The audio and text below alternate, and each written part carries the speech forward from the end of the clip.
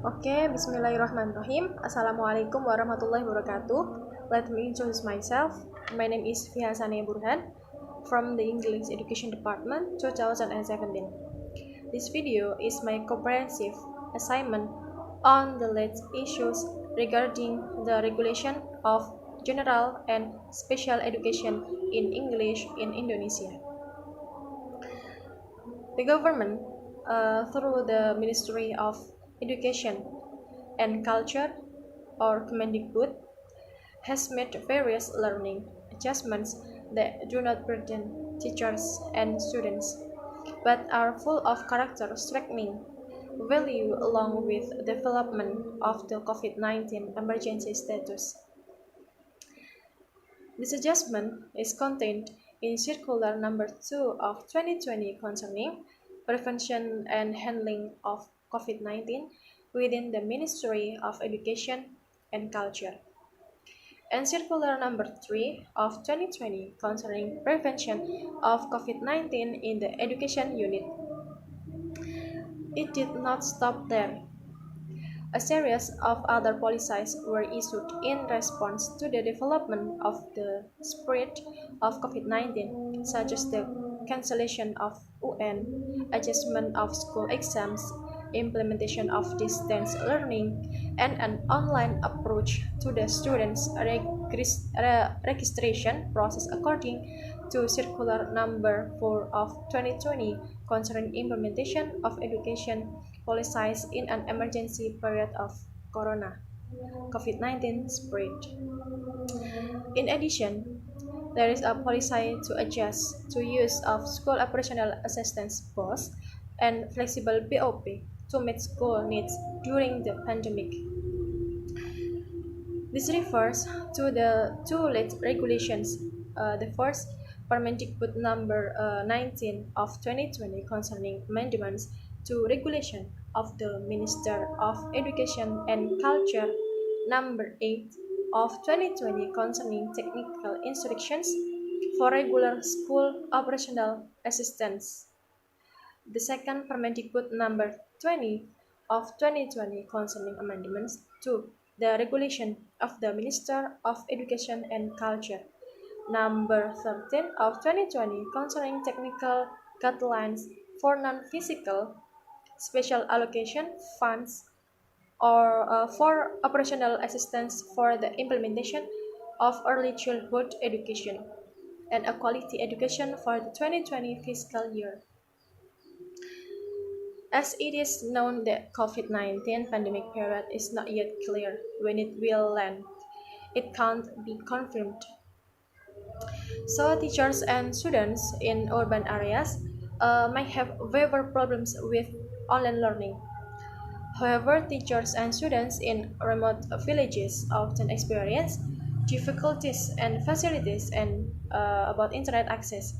If alternatives are not looked for, they are bound to experience prolonged problems learning online.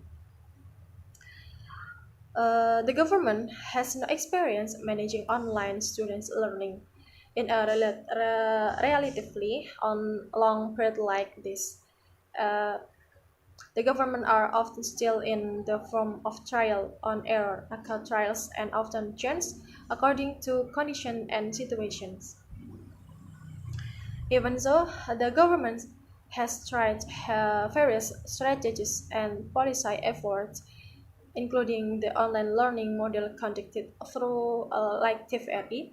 In addition, the government wants to help finance students and teacher internet access with special funds for them. The problem above is a small part of the education problem during the COVID-19 pandemic. The problem is not only that. There are a number of crucial points that must be made by the government regarding a significant change in the mindset of education, especially regarding the philosophy of education, the education system, regulations, education culture and environment, the carrying capacity of facilities, and educational human resources. Then, what is the partisanship or goodwill of the government at both the central and regional levels in organizing the uh, implementation after the COVID pandemic. There are several alternative policy proposals that the government can consider to immediately carry out policy accelerations, including first, the government needs to strengthen the philosophy of education based on the national philosophy or Pancasila in the framework of educating the nation's life and placing education as an instrument as well as a pillar of shaping the character and civilization of the nation. The second, there is a need for a fundamental change in managing the national education system, namely changing the mindset of the government and the DPR in drafting laws and regulation in the education sector through adoption and adaptation of the common law legal system traditions, such as the omnibus law in education. It is worth thinking about in the future only one law, UU, becomes the main reference or the main law cornerstone in the field of education, namely the law on the national education system or SISDIGNAS. Thus, other laws such as the teacher and lecturer law, the higher education law, and others regulating the education sector were abolished, but their substance was included in the law on national education system. The third, the government must practically make alternative education policies after the COVID-19 pandemic, which must be interpreted as part of the consequences of education disruption.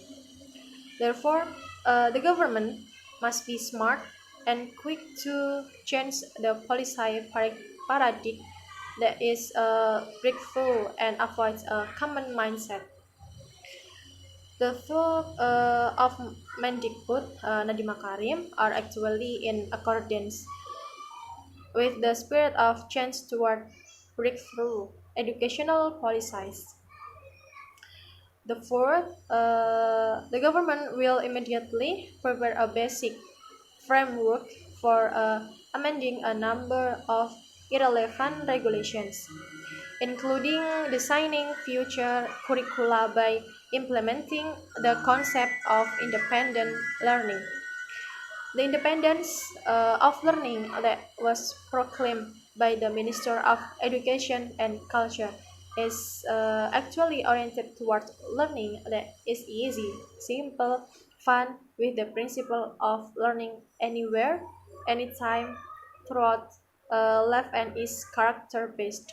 To support this, it is necessary to improve the education infrastructure, evenly based on sophisticated IT and accessible for free or cheap.